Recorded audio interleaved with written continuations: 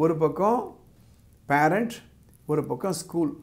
இவங்க ரெண்டு பேரும் ஒருத்தரோட ஒருத்தர் புரிஞ்சுக்கிட்டு ஒத்துழைச்சாதான் இந்த வண்டி டெஸ்டினேஷன் போய் சேர வேண்டிய இடத்துக்கு போய் சேரும். கல்வி என்ற வண்டி.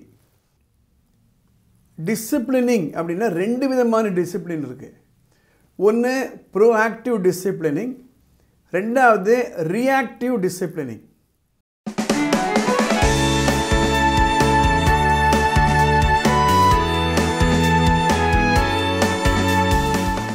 என் அன்பார்ந்த பெற்றோர்களே, வானமை எல்லை அறக்கட்டளை மூலமாக இந்த வீடியோஸ் நாங்கள் போட்டுட்டு வரோம். எங்களுடைய அசைக்க முடியாத ஒரு நம்பிக்கை based on research is every child has a right to learn and every child can be made to learn. எங்களுடைய அசைக்க முடியாத நம்பிக்கை என்னென்னா, ஒவ்வொரு குழந்தையாலையும் நன்றாக படித்து முன்னுக்கு வர முடியும். அண்டு ஒவ்வொரு குழந்தையும் படிக்க வச்சு அவங்களுக்கு முன்னுக்கு கொண்டு வரணும். இதுதான், அதுக்காக தான் இந்த வீடியோலாம் போட்டுட்டு வரேன். கடந்த சில எபிசோடில் அசர்ட்டிவ் டிசிப்ளின் என்பதை பற்றி நாங்கள் பேசியிருக்கோம். அதில் இன்னும் ஒரு 5 பாயிண்ட் நான் கொடுக்க போகிறேன். இதை நோட் பண்ணிக்கோங்க. பாயிண்ட் நம்பர் 1, படிப்பது, படிக்க வைப்பது, கல்வி, கற்றல், கற்பித்தல். இது நடக்கணும் அப்படின்னா ஒரு சின்ன எக்ஸாம்பிள் நான் உங்களுக்கு கொடுக்குறேன். கிராமங்கள் எல்லாம் போனீங்களன்னா மாட்டு வண்டி நீங்கள் பார்ப்பீங்க, ரெட்டை மாட்டு வண்டி. அந்த ரெட்டை மாட்டு வண்டியை இணைச்சிட்டு இடையில் ஒரு உடன் பீஸ் இருக்கும், நுகத்தடி. அது 2 மாடும் ஒத்துழைச்சாதான் இந்த வண்டி கடைசி வரைக்கும் போய் சேரும். அது ஒத்துழைக்கலை அப்படின்னா அந்த என்னதான் வண்டியாக இருந்தாலும், என்னதான் வண்டி ஓட்டுறவர் நல்லவராக இருந்தாலும், அந்த வண்டி போய் சேர வேண்டிய இடத்துக்கு போய் சேராது. அந்த 2 காளையை போன்றவர்கள் தான் ஒரு பக்கம் பேரண்ட், ஒரு பக்கம் ஸ்கூல்.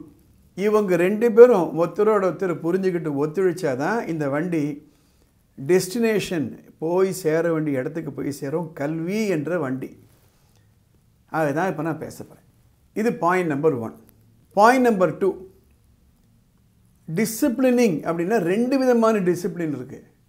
ஒன்று ப்ரோஆக்டிவ் டிசிப்ளினிங், ரெண்டாவது ரியாக்டிவ் டிசிப்ளினிங்.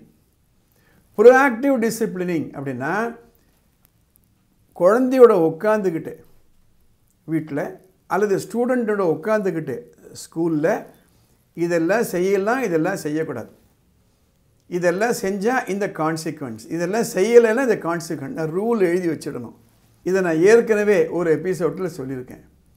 வீடாக இருந்ததுதானே இத்தனை மணிக்கு சாப்பிடணும், இத்தனை மணிக்கு படிக்கணும், இவ்வளோ நேரம் தான் நீ டெலிவிஷனை யூஸ் பண்ணணும். That is we agree with the child that this is the norms of behavior. அப்புறம் we'll implement it. Reactive disciplining அப்படின்னா தப்பு செய்ய விட்டுறது, அதுக்கப்புறம் கண்டிக்கிறது, தண்டிக்கிறது. சைக்காலஜி என்ன சொல்லுது அப்படின்னா, எதை நம்ம ஒத்துக்கிட்டோமோ அதை இம்ப்ளிமெண்ட் பண்ணுறது easy. So that is point number 2.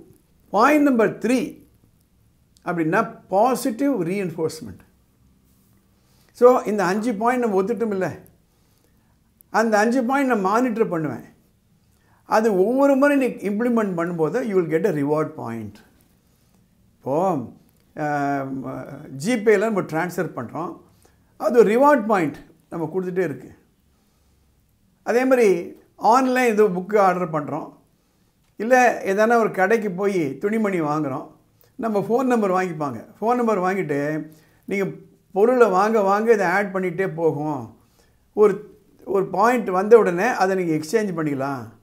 அதே போல் தான் இது கூட. நீ தினம் படிச்சிட்டியா, ஒரு பாயிண்ட். தினம் நான் சொல்கிற மாதிரி டெலிவிஷன் ஆஃப் பண்ணிட்டியா, ஒரு பாயிண்ட்டு. அரை மணி நேரம் தான் ஒத்துட்டோம். நம்ம மொபைல் ஃபோன் யூஸ் பண்ணுறது கரெக்டாக ஆஃப் பண்ணிட்டியா, அது ஒரு கிரெடிட் பாயிண்ட்டு. அது சேர சேர வில் கிவ் யூ சம்திங். அதே மாதிரி குழந்தைகள் நல்லது பண்ணும்போது very good, you are following the norms, agreed, I love you dear, you know. அதே மாதிரி கிளாஸில் கூட. Point number 4, rules of discipline and code of கான்டக்டில் எந்த ஒரு விதமான கன்ஃபியூஷனே இருக்கக்கூடாது. இதை செய்யலாம், இதை செய்யக்கூடாது. there should be no confusion in rules of discipline and code of conduct. வகுப்பில் குரலை உயர்த்தி நீ பேசக்கூடாது, எதிர்த்து பேசக்கூடாது. Should not talk back. அதே மாதிரி வீட்டில் அம்மா சொன்னாலும் அப்பா சொன்னாலும் பெரியவங்க சொன்னாலும் அதை மதித்து நீ நடக்கணும். So we need to be very clear on the code of conduct and rules of discipline. 5, last but not the least is, as I said, consequence. 6 மணிக்கு நீ வீட்டுக்குள்ளே வந்துடணும், கேம் எல்லாம் முடிச்சுட்டு நான் சொன்னேன் இன்றைக்கி வரலை, அதனால் டினையல் என்ன ஒரு ஒரு ஒரு டூல் இருக்குது. டினையல்னால் மறுப்பது. ஒவ்வொரு சண்டேவும் நம்ம வெளியில் சாப்பிட போவோம். போன வாரம் நான் ரிவ்யூ பண்ணி பார்த்தேன், நீ படிக்கவே இல்லை, அதனால் இந்த Sunday we are not going. All of us agreed every Friday we'll have ice cream. This Friday we will not have ice cream because you did not behave properly. அதே மாதிரி வகுப்பில் கூட ஒரு ஸ்மால் ரிவார்ட் பாயிண்ட் வச்சுக்கிட்டு அதை நீ implement பண்ணலை, அதனால் நான் ரிவார்ட்னா கொடுக்க மாட்டேன். நான் மீண்டும் ஒரு முறை சொல்கிறேன், proactive discipline is easy to implement then reactive discipline. இது மாதிரி நம்ம நடத்திட்டு போனோம்னா எந்த குழந்தையும் நல்ல குழந்தை தான். I am again telling you, every child can be made to study. படிக்கலைன்னா அதுக்கு நாம் தான் காரணம். இந்த பதிவு உங்களுக்கு பிடிச்சிருந்தானா உடனே சப்ஸ்கிரைப் பண்ணுங்கள், லைக் பண்ணுங்கள், உங்களுக்கு தெரிஞ்சவங்களுக்கெல்லாம் ஷேர் பண்ணுங்கள். அடுத்த எபிசோடில் பார்க்கலாம்.